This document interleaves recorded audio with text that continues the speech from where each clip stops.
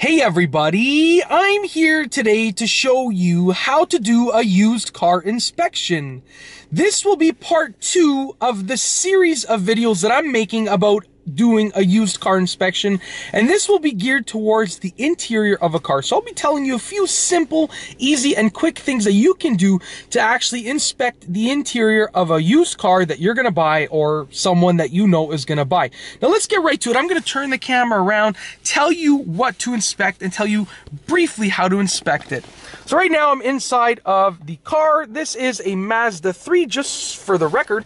And the first thing that you want to look at is the condition of the seats. Now, what you want to look for are any marks, any stains, anything that's on the seat, any tears, any rips, things that are irreparable, okay? So in this instance right here, you can see the seats are a little bit dirty. There's obviously some leaves on the seats and stuff like that, some crumbs and some leaves. There's a little mark over there, but for the most part, everything on this seat over here seems to be repairable or cleanable. You can clean it or you can repair it. There's no significant tears, no significant marks or anything like that. There are actually some little pieces of wood that are sort of stuck in there, almost like splintered in there, and these can be taken out.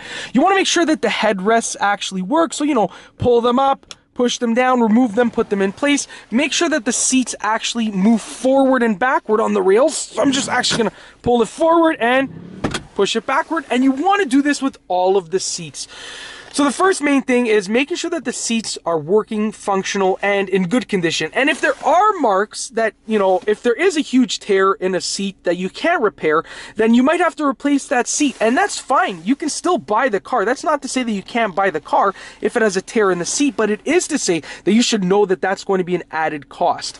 The next thing that you should check out are the seat belts. So right here, I would say go and check out each of the seat belts, pull them out, release them, make sure that they're working properly, because I've seen some used cars where you're able to pull them out, but they don't retract by themselves. And you want to make sure that they work properly, they work fine, and that they actually clip in properly, just like that, okay? And make sure that, you know, they clip and unclip easily and properly. So seats and seat belts are the first two things that I would recommend that you check out. The next thing that I want to talk to you about is the interior lights. So what you want to do is you want to make sure that you are looking at all of the interior lights. Now, obviously, it's hard to do this in the daytime, but you're going to do your best. So I would say right now the lights are on automatic. So I would go ahead and I would turn on the interior lights, and you can see that they do indeed illuminate. And I would check out all of the interior lights. Now, a quick way to see if the lights on the dashboard are all functioning is to turn the car off, just like this, and then just turn the key so that the car doesn't actually start. You want to turn the key once or twice, depending on the type of car, but I'm going to turn it once, and twice. As you can see, all of the dashboard lights show up. We can see that everything works. And then now, obviously, I can start the car again. All right, the next thing that I want you to check out is I'm just gonna let the car start up, is the odometer.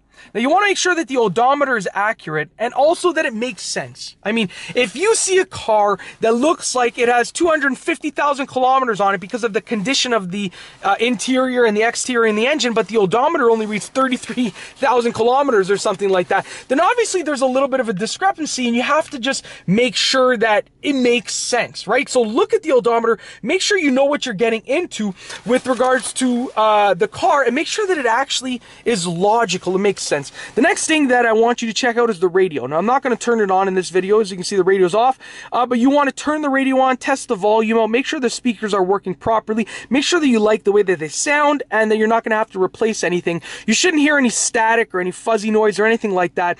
Unless you're turning the bass up to the full level, then you're probably going to hear a lot of distortion, depending on the car and the speaker system.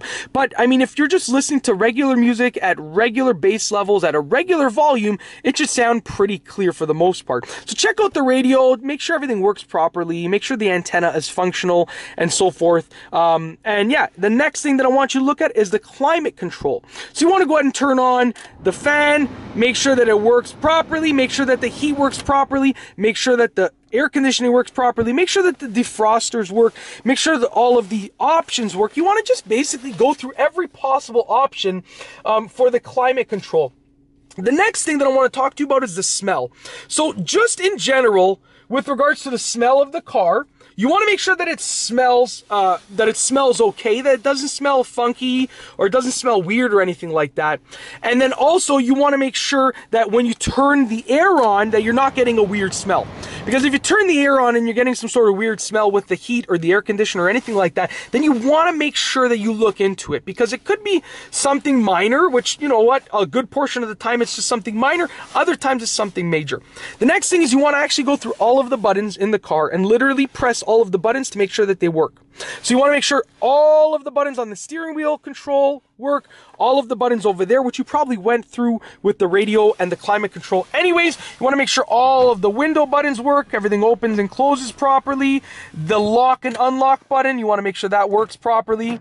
You want to make sure the mirror button works properly, all of the buttons. And last but not least, you want to check out the quality of the panels. Now, I will tell you, this is the area that usually gets damaged the easiest with regards to used cars. I mean, the seats might be in amazing condition, but these panels might be peeling, they might be prying off, you know, peeling off, coming off and stuff like that. You want to make sure that everything looks like it's in good condition. And you know, obviously you can see in this car, there are some marks on the panels, but for the most part, nothing's peeling off. Everything is just cleanable and repairable, and it's good to go. And that's basically it.